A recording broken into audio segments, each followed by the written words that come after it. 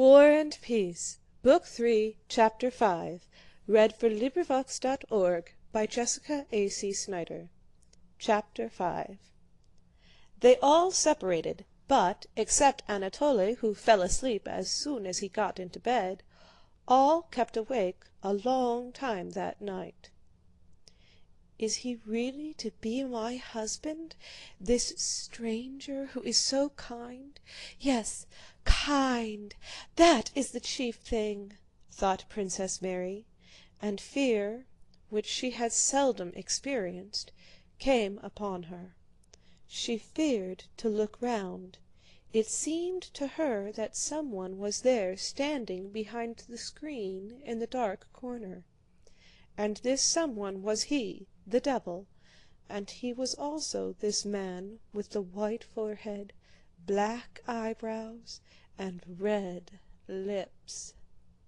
She rang for her maid and asked her to sleep in her room.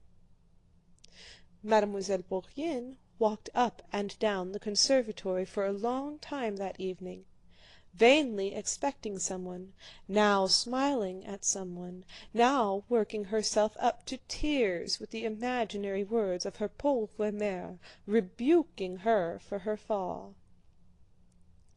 The little princess grumbled to her maid that her bed was badly made. She could not lie either on her face or on her side. Every position was awkward and uncomfortable, and her burden oppressed her now more than ever because Anatole's presence had vividly recalled to her the time when she was not like that, and when everything was light and gay. She sat in an armchair in her dressing jacket and nightcap, and Katy, sleepy and disheveled, beat and turned the heavy feather bed for the third time, muttering to herself. "I told you it was all lumps and holes," the little princess repeated. "I should be glad enough to fall asleep, so it's not my fault," and her voice quivered like that of a child about to cry. The old prince did not sleep either. Tíkhon, half asleep, heard him pacing angrily about and snorting. The old prince felt as though he had been insulted through his daughter. The insult was the more pointed because it concerned not himself but another, his daughter, whom he loved more than himself. He kept telling himself that he would consider the whole matter and decide what was right and how he should act, but instead of that he only excited himself more and more. "The first man that turns up, she forgets her father and everything else, runs upstairs and does up her hair and wags her tail and is unlike herself, glad to throw her father over. And she knew I should notice it. And don't I see that that idiot had eyes only for Bourienne? I shall have to get rid of her. And how is it she has not pride enough to see it? If she has no pride for herself, she might at least have some for my sake. She must be shown that the blockhead thinks nothing of her and looks only at Bourienne. No, she has no pride, but I'll let her see." The old prince knew that if he told his daughter she was making a mistake, and that Anatole meant to flirt with Mademoiselle Bourienne, Princess Mary's self-esteem would be wounded, and his point, not to be parted from her, would be gained, so pacifying himself with this thought, he called Tíkhon and began to undress. "What devil brought them here?" thought he, while Tíkhon was putting the nightshirt over his dried-up old body and gray-haired chest. "I never invited them. They came to disturb my life, and there is not much of it left. Devil take 'em!" he muttered while his head was still covered by the shirt. Tíkhon knew his master's habit of sometimes thinking aloud, and therefore met with unaltered looks the angrily inquisitive expression of the face that emerged from the shirt. "Gone to bed?" asked the prince. Tíkhon, like all good valets, instinctively knew the direction of his master's thoughts. He guessed that the question referred to Prince Vasíli and his son.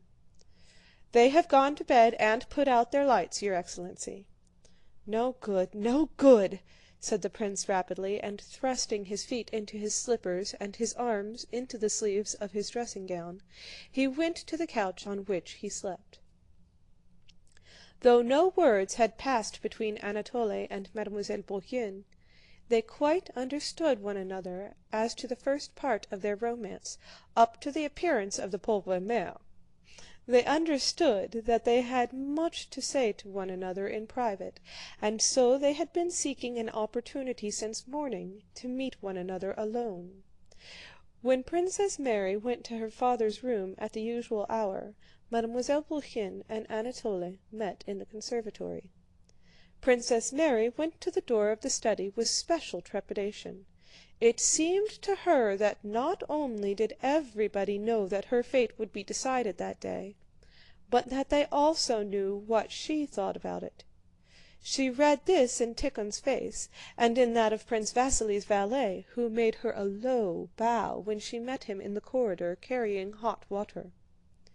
The old prince was very affectionate and careful in his treatment of his daughter that morning. Princess Mary well knew this painstaking expression of her father's.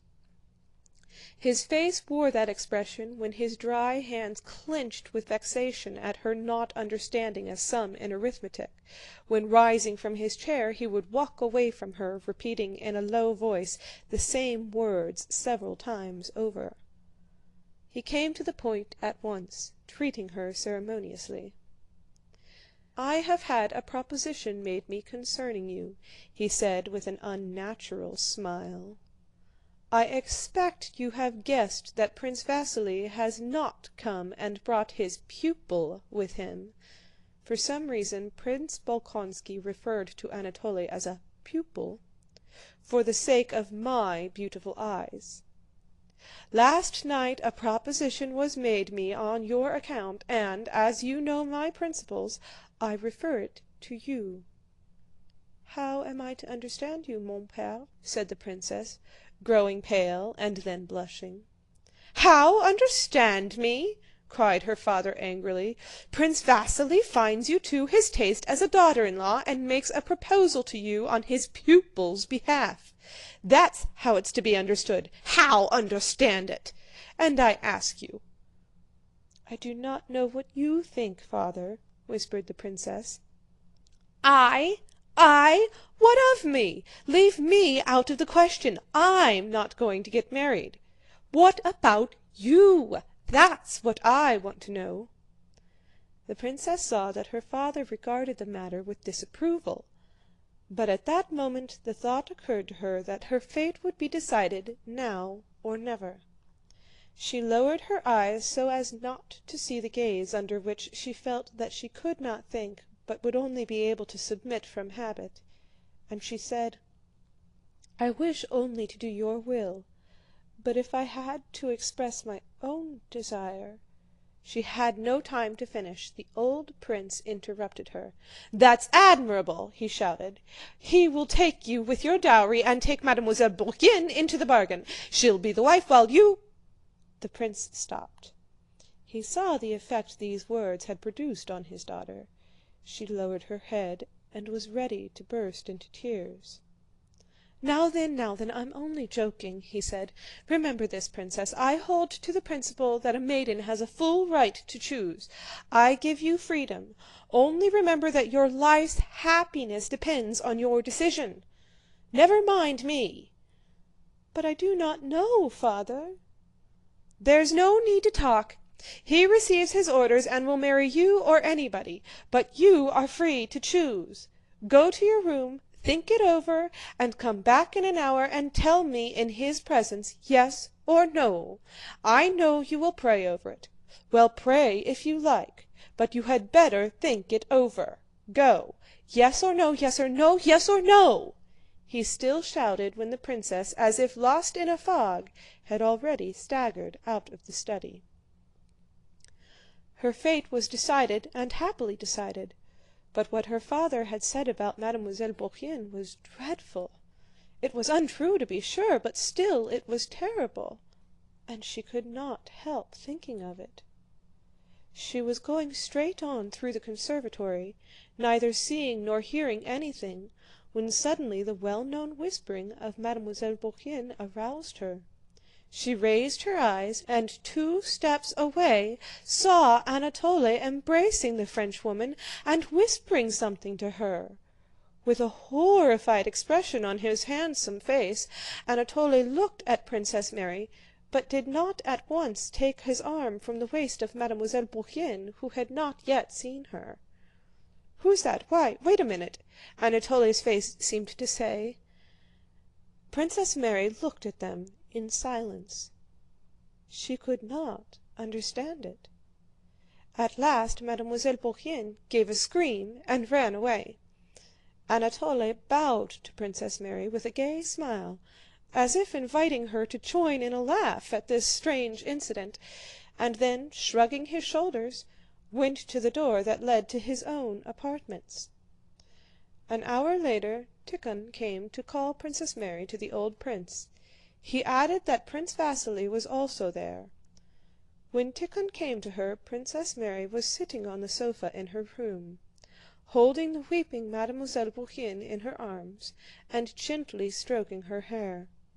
The princess's beautiful eyes, with all their former calm radiance, were looking with tender affection and pity at Mademoiselle Bourienne's pretty face. "No, Princess, I have lost your affection forever," said Mademoiselle Bourienne. "Why? I love you more than ever," said Princess Mary, "and I will try to do all I can for your happiness." "But you despise me! You who are so pure can never understand being so carried away by passion. Oh, only my poor mother!" "I quite understand," answered Princess Mary with a sad smile. "Calm yourself, my dear. I will go to my father," she said, and went out. Prince Vasíli, with one leg thrown high over the other and a snuff-box in his hand, was sitting there with a smile of deep emotion on his face, as if stirred to his heart's core and himself regretting and laughing at his own sensibility, when Princess Mary entered. He hurriedly took a pinch of snuff. "Ah, my dear," he began, rising and taking her by both hands. Then, sighing, he added, "My son's fate is in your hands. Decide, my dear, good, gentle Marie, whom I have always loved as a daughter." He drew back, and a real tear appeared in his eye. snorted Prince Bolkónski. "The prince is making a proposition to you in his his son's name. Do you wish or not to be Prince Anatole Kurágin's wife? Reply yes or no," he shouted, "and then I shall reserve the right to state my opinion also. Yes, my opinion and only my opinion," added Prince Bolkónski, turning to Prince Vasíli and answering his imploring look. "Yes or no." "My desire is never to leave you, Father, never to separate my life from yours. I don't wish to marry," she answered positively, glancing at Prince Vasíli and at her father with her beautiful eyes. "Humbug! Nonsense! Humbug! Humbug! Humbug!" cried Prince Bolkónski, frowning and taking his daughter's hand. He did not kiss her, but only bending his forehead to hers, just touched it and pressed her hand so that she winced and uttered a cry. Prince Vasíli rose. "My dear, I must tell you that this is a moment I shall never, never forget. But, my dear, will you not give us a little hope of touching this heart so kind and generous? Say perhaps. The future is so long. Say perhaps." "Prince, what I have said is all there is in my heart. I thank you for the honor, but I shall never be your son's wife." "Well, so that's finished, my dear fellow. I am very glad to have seen you, very glad. Go back to your rooms, Princess. Go!" said the old prince. "Very, very glad to have seen you," repeated he, embracing Prince Vasíli. "My vocation is a different one," thought Princess Mary. "My vocation is to be happy with another kind of happiness. the happiness of love and self-sacrifice. And cost what it may, I will arrange poor Amélie's happiness. She loves him so passionately and so passionately repents. I will do all I can to arrange the match between them. If he is not rich, I will give her the means. I will ask my father and Andrew. I shall be so happy when she is his wife. She is so unfortunate, a stranger, alone, helpless. And, oh God, how passionately she must love him if she could so far forget herself. Perhaps I might have done the same, thought Princess Mary. End of chapter 5. This recording is in the public domain.